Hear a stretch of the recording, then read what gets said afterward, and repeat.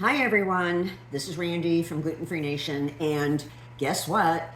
It's pie season, and you go to all these gatherings and people don't have gluten-free pies for you because they don't know how to do that.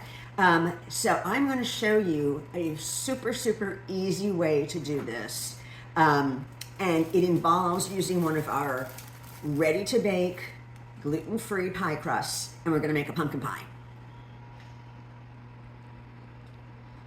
Okay, the very first thing we're going to do is we are going to take the ready-to-bake, pre-made gluten-free pie crust by Gluten Free Nation, which you can buy at any H-E-B store, and also in about a week you can order from deliveredcold.com.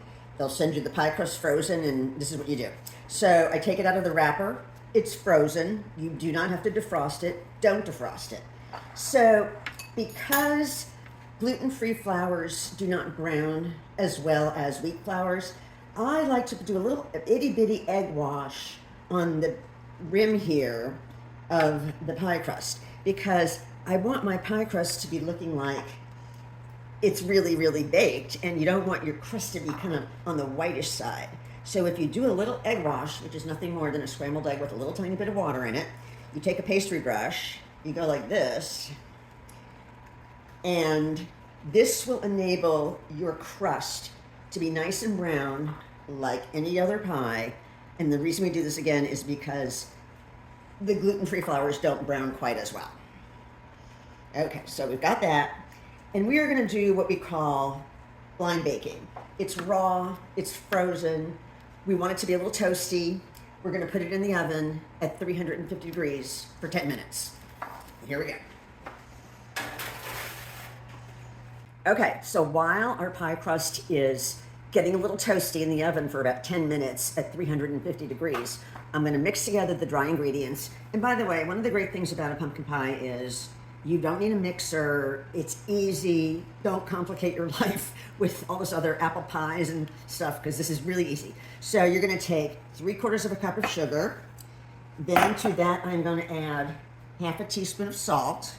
There it goes. Then a 1/4 teaspoon of ground cloves. In it goes. A teaspoon of ground cinnamon. And then also a half a teaspoon of ground ginger. It gives it a little perky bite, and I love that. Okay, so we get all of our dry ingredients in here. There's nothing weird in here. It's not, some of these gluten-free ingredients are a little weird, not this. So we're going to stir it all together and just spread it out evenly, and we're ready to do this part 2 of the mixing.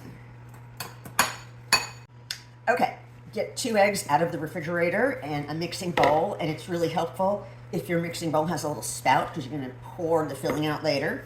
So all I'm going to do is crack 2 eggs into the bowl. There we go. And just take a fork, mix them. Make sure it's really mixed pretty well. And that's the next step. So you've got your eggs mixed in your mixing bowl. The next step is to don't go out and roast a pumpkin. Do not do that. Just get, all you need for this is 1 can. It's 15 ounces or 425 grams of the Libby's pumpkin, all natural, no preservatives, no GMO, and it's gluten-free. I can't guarantee that any other brand is, so if you buy another brand other than Libby's, please double check, because you never know what they put in stuff. Okay, so here's my pumpkin. Here's my groovy can opener, because, my hands sometimes hurt when I'm opening a can. So, yeah, this thing is called Kitchen Mama, and it's changed my life. I'm not getting paid by Kitchen Mama. I just think this thing is great.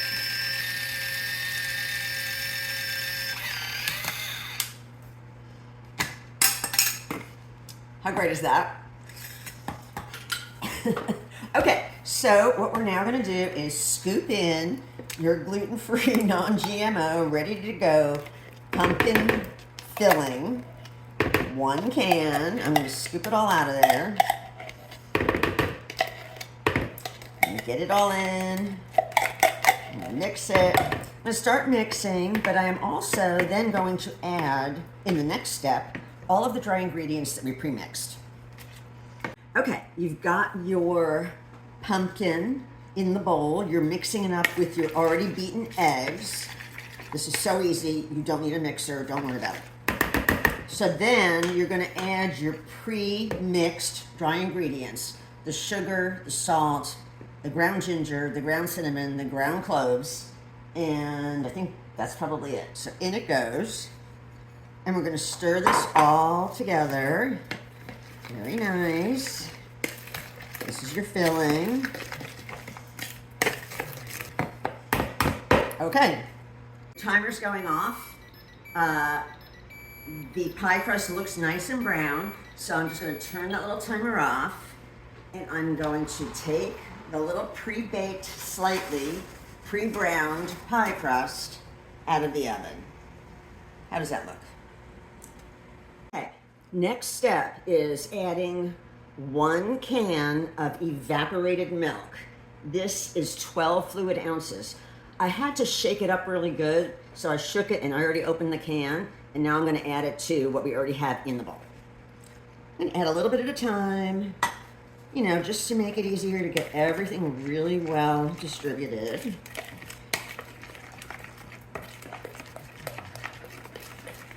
And here goes the rest of it. All good. And I'm going to give it a nice, good stir. And you can see in the bowl how the pumpkin is starting to spread out. You see little swirls of pumpkin. You see little specks of the cinnamon and the cloves. And it's going to be great. So here is our, what they call blind baked pie crust. The reason why we do this, and you don't have to do it, but when you put lots of wet filling, the bottom, you want to make sure the bottom actually gets fully baked while it's in the oven. So we give it, I like to give it a little head start. It's already getting a little brown because of the egg wash. And all we're going to do now is take our mixture of eggs, pumpkin, evaporated milk, and spices. And we're going to fill.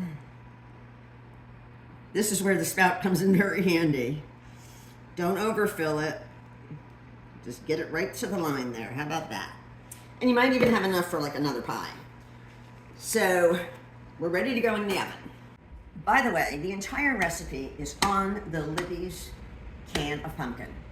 Use that recipe. It is, for 50 years, the standard. It is foolproof. You don't have to get fancy. So, okay, so now I'm ready to bake. I have the oven on at 425 degrees. The recipe on the can says start at 450. I don't like to do that because I think my oven's pretty hot, and you're only gonna put it in there for about 10 minutes to kind of kick start the baking. So I've got it at 425. I'm opening up the oven. Don't forget this pan is already hot because you're blind baking in it, and in it goes.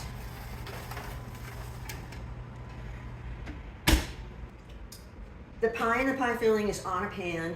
Put it on a pan so the drippings don't then make your oven a huge mess.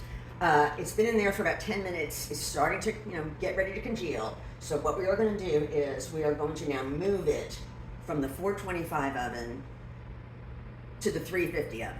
Here we go. And it's still going to be liquidy, so you got to be very careful here. Here for a moment. Open up the oven. Pour it in. Sorry, I'm saying. There you go. It's down there, 350. I'm going to set the timer for 30 minutes. And in 30 minutes, we should have a beautiful pumpkin pie. Okay, so your pie has been in the 350-degree oven for a total of about 30 minutes. It's not jiggling anymore, the filling. It's set. And now we're going to take out our finished gluten-free pumpkin pie.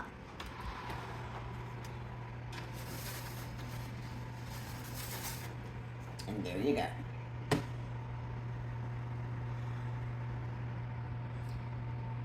Thanks, everybody. I hope you enjoyed this, and be happy to answer any of your questions if you need to get more instructions, and hope you have a really good holiday season.